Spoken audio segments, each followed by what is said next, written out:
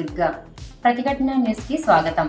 ఇక వార్తల్లోనికి వెళితే, railway quasi staff కు ఉద్యోగ భద్రత కల్పించాలి. రైల్వే క్వాజీ స్టాఫ్ అసోసియేషన్ దక్షిణ మధ్య railway Guntakal division general body సమావేశం ఆదివారం గుంతకల్ పట్టణంలోని రైల్వే ఇన్స్టిట్యూట్ లో నిర్వహించారు. అసోసియేషన్ అధ్యక్షులు కె రాజకుమార్ అధ్యక్షతన జరిగిన సమావేశానికి సామాజిక ఉద్యమకారులు ఎండి ఆనందబాబు ముఖ్య అతిథిగా హాజరై మాట్లాడారు. భారత ప్రభుత్వ పరిధిలో ప్రతిష్టాత్మకంగా నిర్వహించబడుతున్న రైల్వే రంగంలో క్వాజీ అడ్మినిస్ట్రేషన్ స్టాఫ్ చేత అధికారిక పెట్టుబడిదారికి కొనసాగిస్తున్నారని ఎండి ఆనందబాబు విమర్శించారు. ఇప్పటికైనా ప్రభుత్వం మరియు అధికారులు స్పందించి వారి బతుకుకు భద్రత కల్పించేలా శాశ్వత ఉద్యోగులుగా నియమించాలన్నారు. 40 సంవత్సరాల క్రితము ₹150 గుంతకల్ రైల్వే స్టోర్లో ప్రారంభమైన ఎం వెంకటేశ్వర్లు అనే ఉద్యోగి జీవితం 9,000తో జీతంతో ముగించి 2.5 సంవత్సరాల క్రితం ఎలాంటి బెనిఫిట్స్ కానీ సమాచారం కానీ లేకుండానే తొలగించారన్నారు. 2007లో ఉమాదేవి వర్సెస్ రైల్వే బోర్డు మధ్య జరిగిన కేసు అనంతరము బ్యాక్ డోర్ ఎంట్రన్స్ను ఆపుచేసి రాతపూర్వక ఎగ్జామ్ ద్వారా నియమించాలని సుప్రీంకోర్టు సూచించిందన్నారు. సుప్రీంకోర్టు తీర్పును మేము స్వాగతిస్తున్నామని, అయితే 2007 దాకా రైల్వే బోర్డునే నమ్ముకొని భార్య పిల్లలను పస్తులుంచుతూ వెట్టి చాకరీ చేస్తూ వచ్చిన క్వాజీ ఉద్యోగుల బతుకు భద్రతపై ఎలాంటి నిర్ణయం తీసుకోలేదన్నారు. కానీ రైల్వే ఉన్నతాధికారులే 2007 నుండి 2020 వరకు సుప్రీంకోర్టు గైడెన్స్ ని కూడా పక్కన పెట్టి బంగ్లా వ్యూన్స్ తో పాటు జిఎం కోటా కింద డైరెక్ట్ గా ఉద్యోగాలు ఇచ్చారన్నారు. ఉద్యోగ సంఘాలు సైతం కనీస మానవతా దృక్పథంతో స్పందించకపోవడం దుర్మార్గం అన్నారు. అధికారులు పాలకుల కనికరానికి నోచుకోక కటిక దరిద్రం అనుభవిస్తున్న క్వాజీ సమస్యలను వెంటనే పరిష్కరించాలన్నారు. లేనిచో నేటితో ప్రారంభమైన ఈ ఉద్యమం దేశవ్యాప్తంగా ఉన్న క్వాజీలందరినీ కూడగట్టి మహా ఉద్యమంగా మారుస్తామన్నారు. సమావేశంలో అసోసియేషన్ కార్యదర్శి ఈదూరు భాష, అసోసియేషన్ సభ్యులు గురుమూర్తి, రంగస్వామి, శ్రీనివాసులు, నరేష్, రామాంజనేయులు, అన్సర్ ఆలీ, లలిత, జలీమోహన్, గంగాధర్, సయ్యద్, మునాఫ్, రాజశేఖర్, వీరేష్ గౌడ్ తో పాటు గుత్తి, గుంతకల్, డోన్, తిరుపతి సోర్స్ మరియు ఇన్స్టిట్యూట్ నుండి హాజరైన క్వాజీ స్టాఫ్ పాల్గొన్నారు. క్వాజీ అడ్మినిస్ట్రేషన్ స్టాఫ్ యూనియన్ వర్ధిల్లాలి, క్వాజీ అడ్మినిస్ట్రేషన్ అసోసియేషన్ వర్ధిల్లాలి, క్వాజీ అడ్మినిస్ట్రేషన్ అసోసియేషన్ వర్ధిల్లాలి. పోరాడతాం మా సమస్యలను పరిష్కరించేంత వరకు, పోరాడతాం మా సమస్యలను పరిష్కరించేంత వరకు. నా పేరు రాజ్కుమార్, నేను రైల్వే ఇన్స్టిట్యూట్ డోన్లో పనిచేస్తున్నాను. నేను అపాయింట్మెంట్ 29/5/2003 లైబ్రరీలో పనిచేస్తాను. నాకు ఈ జీతం ఫస్ట్ 300, ఇప్పుడు వచ్చేసి నేను 20 ఏళ్ళ నుంచి పనిచేస్తాను. నాకు ఇప్పుడు 1750. నా పరిస్థితి చాలా ఘోరంగా ఉంది. ఇప్పుడు మా పిల్లలు చదివించుకోవాలంటే, నా భార్యను పోషించాలంటే ఈ 1750 యాదానికి సరిపోవడం లేదు. నాకు జీతం కానీ పెంచడం లేదు, మాకు బోనస్ ఇవ్వడం లేదు, హాస్పిటల్ ఎలిజిబుల్ కానీ లేదు ఇంతవరకు. రేపు మాకు ఓపీ ట్రీట్మెంట్ ఇస్తున్నారు కానీ అడ్మిట్ కావడానికి కానీ మాకు హాస్పిటల్ కానీ లేదు, మాకు రక్షణ కానీ లేదు. జీతము మా పరిస్థితి చాలా ఘోరంగా ఉంది. మాకు 2097లో పర్మనెంట్ చేసినారు. తర్వాత మా బ్యాచ్ ఇంతవరకు పర్మనెంట్ చేయలేదు. మాకు పర్మనెంట్ చేయమంటే కన్నా మేము జిఎం ఆఫీస్ తిరిగినాము, రైల్వే బోర్డులో తిరిగినాము, ఇంతవరకు మాకు పర్మనెంటే చేయలేదు. మేము దీని గురించి ప్రతి ఒక్క మినిస్టర్ కాడ పోయి లెటర్లు ఇచ్చినాము. మాకు లెటర్లు ఇస్తే కానీ ఆ లెటర్లు పాడేస్తున్నారు కానీ దాన్ని పట్టించుకోవడం లేదు. ఏమి వాళ్ళ సమస్య ఏం చేయాలని ఇంతవరకు పట్టించుకోవడమే లేదు. మా పరిస్థితి చాలా ఘోరంగా తయారైపోయింది. మా బ్యాక్గ్రౌండ్ సెంట్రీస్ వీళ్ళకి పర్మనెంట్ చేయకూడదు, వీళ్ళు ఎగ్జామ్ రాసి పాస్ అయితేనే పర్మనెంట్ చేయాలని రైల్వే బోర్డుకి సుప్రీంకోర్టు నుంచి లెటర్ పంపించినారు. అందుకు మా రిక్రూట్మెంటే ఆగిపడేసినారు. ఇంతవరకు మాకు పర్మనెంటే లేదు. కనీసం మాకు 2006 వరకు కన్నా పర్మనెంట్ చేస్తారంటే ఆ 2006 వరకు కానీ పర్మనెంట్ చేయడం లేదు. మాకు పట్టించుకునేటోళ్ళే లేరు. ఇంతవరకు మేము దాని గురించి పర్మనెంట్ చేయమని అడిగితే మాకు ఎవరికైనా పట్టించుకోవడం లేదు. కాబట్టి మాకు పర్మనెంట్ అయినా చేయండి. నా దగ్గర మా బతుకులు చాలా ఘోరంగా తయారైనాయి. మా ఫ్యామిలీ బతకలేకపోతున్నాము. ఇప్పుడున్నా కానీ దయ ఉంచి మాకు పర్మనెంట్ అయినా చేయండి. నేను గుత్తి రైల్వే ఇన్స్టిట్యూట్లోనే పనిచేస్తున్నాను. నాకు 22 సంవత్సరాలు ఉన్నప్పుడు నేను జాయిన్ అయినాను. ఇప్పుడు నాకు 42 సంవత్సరాలు. దాంట్లో జాయిన్ అయిన వల్ల నా జీవితము, నా పిల్లల జీవితము మొత్తం ఖరాబ్ అయిపోయింది. ఇప్పుడు నేను బయట పోయాలన్నా బయట పని చేసుకోలేను. ఇక్కడ చూస్తే ఉద్యోగ భద్రత లేదు. ఇప్పుడు ఇచ్చే శాలరీ 6,000తో, ఈరోజు 100 రూపాయలు తీసుకొని పోతే బజార్లో 10 రూపాయలతో సమానంగా అయిపోయింది. ఈ మామూలు కనీస వేతనము 300 రూపాయలు ఉంది. మాకు రోజుకి 100 రూపాయలు కూడా పడేటట్లేదు. అంత ఘోరమైన జీతాలు మావి.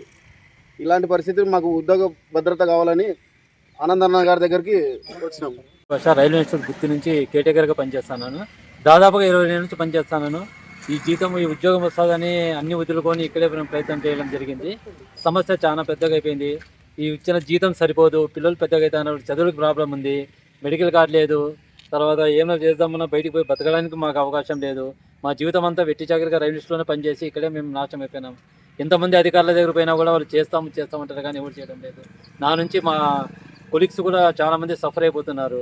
కనీసం మీరు ఇచ్చే జీతంలో మేము 10 రోజులు కూడా బతకలేకపోతున్నాము. బయట పోతే అప్పులు కూడా ఇవ్వడం లేదు. దయచేసి మాకు ఒక పరిష్కారం వస్తుందని ప్రయత్నం చేస్తున్నాము. రైల్వే కోఆపరేటివ్ స్టోర్లో సేల్స్ మ్యాన్. నేను 150 రూపాయలతో నుంచి పనిచేసిన సార్. నా సర్వీస్ వచ్చేటప్పటికి 9,000 రూపాయలు జీతము.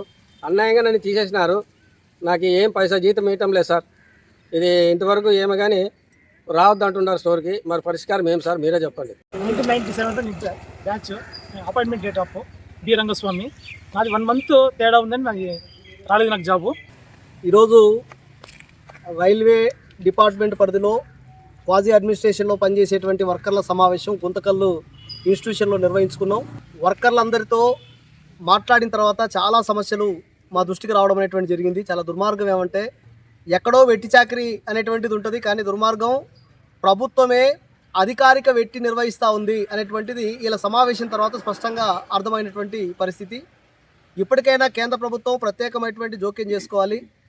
ఏదైతే సికింద్రాబాద్, ఈ దక్షిణ మధ్య రైల్వేకి సంబంధించినటువంటి జోన్ ఉందో, ఈ జోన్ పరిధిలో ఉండేటువంటి వాళ్ళతో ఈరోజు సమావేశం నిర్వహించాం. మొత్తం దేశవ్యాప్తంగా ఉన్నటువంటి క్వాజీలతో సమావేశాలు నిర్వహిస్తాం, వాళ్ళలో చైతన్యాన్ని నింపుతాం.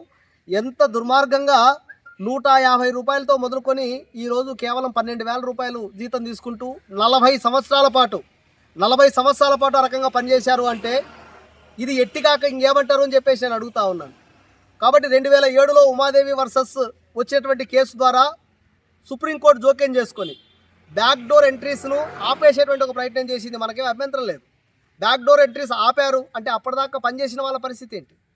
లేదు, సుప్రీంకోర్టును మేము గౌరవిస్తూ ఉన్నాం, కానీ రైల్వే డిపార్ట్మెంట్లో ఉండేటువంటి డిఎం పరిధిలో ఉండేటువంటి వాళ్ళే, పై స్థాయి ఉండేటువంటి అధికారులే 2007 తర్వాత ఎలాంటి అనఫీషియల్ ఎంట్రీస్ అనేటువంటివి లేవా అంటే స్పష్టంగా ఎంట్రీస్ అనేటువంటివి ఉన్నాయి అనేటువంటిది స్పష్టంగా అర్థమవుతా ఉంది. కాబట్టి పై స్థాయి అధికారులే దొంగ డోర్లు తెరిచి ఆ రకంగా స్టాఫ్ను నియమించుకుంటా ఉన్నారు. వాళ్ళ బతుకేమైనటువంటిది ఈరోజు ప్రశ్నార్థకమే. ఇప్పటిదాకా ఉన్నటువంటి వాళ్ళకి సంబంధించి 2007 తర్వాత మీరు ఎంట్రన్స్ ఎగ్జామ్ ద్వారా దలుచుకుంటే ఆ ఉన్నటువంటి వాళ్ళకి సంబంధించిన బతుకుకో భరోసా కల్పించండి, వాళ్ళకు పర్మనెంట్ ఉద్యోగ సోర్స్ కల్పించండి. వాళ్ళని నమ్ముకున్నటువంటి వాళ్ళ పిల్లలు, భార్యలు ఆ రకంగా మొత్తం కుటుంబమే ఇబ్బంది పడుతున్నటువంటి పరిస్థితి ఉంది. కాబట్టి ఎవరైతే క్వాజీలుగా పనిచేస్తున్నటువంటి వాళ్ళు ఉన్నారో వాళ్ళందరికీ పర్మనెంట్ వృత్తి కల్పించాలా. చాలా దుర్మార్గం ఏమంటే సుప్రీంకోర్టే తీర్పిచ్చింది. ఎవడైనా ఒక మనిషి సమాజంలో బతికి బట్టగట్టాలంటే 23,000 రూపాయల వేతనం ఇవ్వాలి అని చెప్పేసి చెప్పింది. లేదు, కనీసం 19,000 రూపాయల వేతనం ఇవ్వండి అని చెప్పేసి చెప్పింది. ఈరోజు 40 సంవత్సరాలుగా పనిచేస్తున్నటువంటి వాళ్ళకి ఇచ్చినటువంటి వేతనం ఎంత అంటే కేవలం 12,000 రూపాయలు. ఇప్పుడు కొద్దిమందికే ఇంకా ఇప్పటికీ 1,000 రూపాయలు, 1,700, 1,600 రూపాయలతో ఈరోజు జీవనం కొనసాగిస్తూ ఉన్నారు. మరంటే ఎంత దుర్మార్గం ఇది? అంటే 1,500, 1,700 ఏమొస్తుంది? బయట పోతే నెల రోజుల పాటు పనిచేసినట్టు ఒక వ్యక్తికి 1,700 రూపాయలు వస్తుంది అని అంటే మరి అవసరం లేదు అని చెప్పేసి అనుకుంటున్నాను. స్పష్టమైనటువంటి ఆదేశాలు ఇవ్వాలా, నోటీసులు ఇవ్వాలా. కాబట్టి ఇప్పటిదాకా మీరు పనిచేసిన దానికి ఈ భద్రతకి ఇది కల్పిస్తున్నామని చెప్పేసి చెప్పాలా. కాబట్టి ఎలాంటి విధానపరమైన నిర్ణయాలు తీసుకోకుండానే డైరెక్ట్గా వాళ్ళ గొంతు కోసేటువంటి ప్రయత్నం పాలకులు కానీ అధికారులు కానీ చేస్తూ ఉన్నారు. కాబట్టి అధికారులు వెంటనే జోక్యం చేసుకోవాలి, ఇలాంటి ఎట్టిని నిరోధించాలి, వాళ్ళకు పర్మనెంట్ ఉద్యోగులుగా రకంగా గుర్తించాలి అని చెప్పేసి ఈ సందర్భంగా మేము డిమాండ్ చేస్తా ఉన్నాం. లేదంటే దక్షిణ మధ్య రైల్వే కాదు, మొత్తం దేశవ్యాప్తంగా ఉన్నటువంటి రైల్వే డిపార్ట్మెంట్ అన్ని చోట్ల కూడా పనిచేసేటువంటి క్వాజీ వర్కర్లందరినీ ఐక్యం చేస్తాం, ప్రభుత్వం ముందు ఈ సమస్యను పెడతాం, పరిష్కారం అయ్యేదాకా ఉద్యమిస్తామని చెప్పేసి ఈ సందర్భంగా నేను తెలియజేస్తా ఉన్నాను. రేపు ఎన్నికలు జరగబోతా ఉన్నాయి. రైల్వేలో కూడా అధికారిక యూనియన్లు ఉన్నాయి. మేము ఉద్యోగుల సమస్యల పరిష్కారం కోసం మేము పనిచేస్తామని చెప్పేసి మీరు పోతున్నారు కదా. మీకు నేను ఛాలెంజ్గా ఒక సమస్యను విసురుతా ఉన్నాను. రోజువారీగా మీ దగ్గర పనిచేసేటువంటి వర్కర్స్ వాళ్ళు కనీస వేతనం లేక వైపు బాధపడతా ఉంటే నేను నా కోసం పనిచేస్తామని చెప్పేసి మీరు ఏ రకంగా చెప్పగలుగుతారు? కాబట్టి నిజంగా మీకు మీ వర్కర్ల పైన రకమైనటువంటి దయ, కనీసం మానవత హృదయం కూడా మీకు లేదా అని చెప్పేసి అడుగుతా ఉన్నారు. కాబట్టి మీ ఎజెండాలోన ఇది ఒక ప్రధానమైన ఎజెండాగా చేర్చి ప్రభుత్వాన్ని ఆ రకంగా మెడలు వంచి లేదా అధికారులతో ఆ రకంగా చెప్పించి క్వాజీ వర్కర్లను పర్మనెంట్ ఉద్యోగులుగా చేయాలి. లేకపోతే అవసరమైతే క్వాజీ వర్కర్స్ అసోసియేషన్ ఆధ్వర్యంలోనే మరింత పెద్ద ఎత్తున ఉద్యమించి మా బతుకు భద్రత కోసం పోరాడతామని చెప్పేసి ఈ సందర్భంగా నేను తెలియజేస్తా ఉన్నాను.